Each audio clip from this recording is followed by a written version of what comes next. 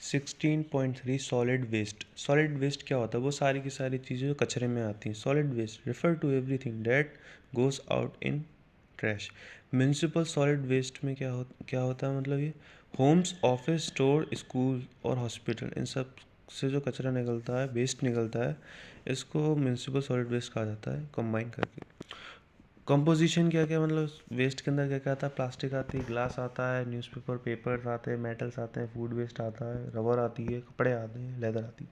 अब क्या दिक्कत क्या आती है सॉलिड वेस्ट के साथ में कि इन्हें ना पूरी तरीके से हटाया नहीं जा सकता था। हटाने का मतलब, अगर इन्हें जलाएंगे तो इसकी कुछ ना कुछ वॉल्यूम रह जाती है।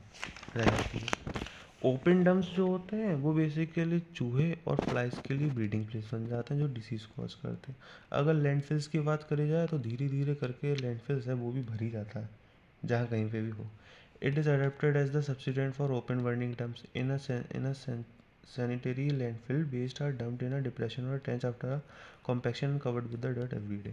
लैंडफिल जो मेट्रोज हैं, मतलब जो सिटीज़ हैं, वहाँ पे वेस्ट बहुत ज़्यादा इंक्रीज़ कर रहा है, जिसके कारण लैंडफिल भर रहे हैं।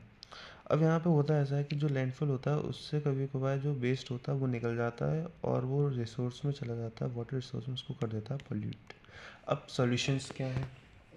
वेस्ट तीन तरीके का होता है। एक होता है biodegradable, recyclable, non biodegradable waste. Biodegradable waste तो बेसिकली जो डीप पिट्स होते हैं उसमें डाल दिया जाता है, माइक्रो ऑर्गेनिजम्स को ब्रेक डाउन कर देते हैं। रिसाइकलेबल वेस्ट कबाड़ी वाला रैक पिकर्स ले जाते हैं, रिसाइकिल हो जाता है। लेकिन नॉन बायोडिग्रेडेबल वेस्ट जो होता है उसके लिए ये कहा गया है कि ह्यूमन बींग्स इसका इस्तेमाल ज़्यादा ना करें, नॉन बायोडिग्रेडेबल प्रोडक्ट्स का, लेकिन ह्यूमन बींग्स इंक्रीज़ कर रहे हैं। अब हॉस्पिटल्स जो हैं इनके वेस्ट का क्या होता है, ये जो हार्डियस हैज़ार्डियस वेस्ट होते हैं, इनमें बेसिकली डिसइंफेक्टेंट्स होते हैं, फिर हार्मफुल केमिकल्स होते हैं। इसमें हम लोग इन सिस्टर्स का इस्तेमाल करते हैं, हम इन सारे वेस्ट को बंद करके जला देते हैं। अब बात आती है इलेक्ट्रॉनिक वेस्ट की, ई वेस्ट के अंदर बेसिकली रिपेरेबल कंप्यूटर्स आते हैं या फिर कुछ और इलेक्ट्रॉनिक गुड जैसे स्पीकर वगैरह। इनका सोल्यूशन इनसे कैसे छुटकारा पाया जाता है? लैंडफिल्स और इंसेस्टर बंद करके जलाना या ओपनली। अब ये बात इंपॉर्टेंट है, जो डेवलप वर्ल्ड होता है वो अपना आधा ई वेस्ट जो प्रोड्यूस करता है वो एक्सपोर्ट कर देता है डेवलपिंग कंट्रीज़ को। डेवलपिंग कंट्रीज़ में इंडिया, चाइना, पाकिस्तान है। ये इंडिया, चाइना, पाकिस्तान इनका ई वेस्ट लेके करती है, जो मेटल्स होते हैं कॉपर, आयरन, सिलिकॉन, निकल, गोल्ड, इनको ये रिकवर कर लेती है रिसाइकलिंग प्रोसेस के ज़रिए। अब जो वर्कर्स में जो काम कर रहे होते हैं, जो वर्कर्स काम करते हैं डेवलपिंग कंट्रीज़ में रिसाइकलिंग प्रोसेस में, उन्हें टॉक्सिक सब्सटेंस से हार्म होता है। इन्हें ये जब इसमें काम करते हैं तो इन्हें टॉक्सिक सब्सटेंस से बहुत ज़्यादा हार्म होता है, अलग तरीके की डिसीज़ हो जाती हैं। Recycling is the only solution for the treatment of e waste provided it is carried out in an environment friendly manner. अब बात आती है 16.3.1 की। एक केस स्टडी है of remedy for plastic waste. एक थे अहमद खान, 57 साल के। ये एक्चुअल में बेंगलोर है, उसमें एक प्लास्टिक स्टॉक मैन्युफैक्चर है बेंगलोर में, उसके ओनर थे। ये 20 सालों से प्लास्टिक सैक्स को बना रहे थे। इन्होंने रियलाइज़ करा 8 साल पहले कि प्लास्टिक वेस्ट सच्ची में बहुत ज़्यादा गंभीर प्रॉब्लम है। पॉलीमेंट होता क्या है?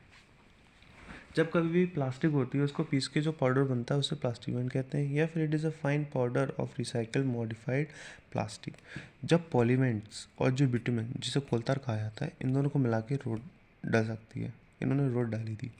जो रॉ मटेरियल है पॉलीमेंट बनाने के लिए वो कोई सा भी प्लास्टिक फिल्म बेस्ड हो सकता है, ठीक है। In collaborating with RV college of engineering and the Bangalore corporation, Ahmed Khan प्रूफ, जब plants of polyblend and bitumen use होते हैं तो रोड बनाने के लिए, तो bitumen water repellent properties enhance करता है। देखो इन्होंने ये किया था, इन्होंने पॉलीब्लेंड बनाते थे। जो पॉलीब्लेंड बनाते थे इन्होंने बिटुमेन के साथ में मिलके कोल तार को मिला के इन्होंने रोड बनाई थी।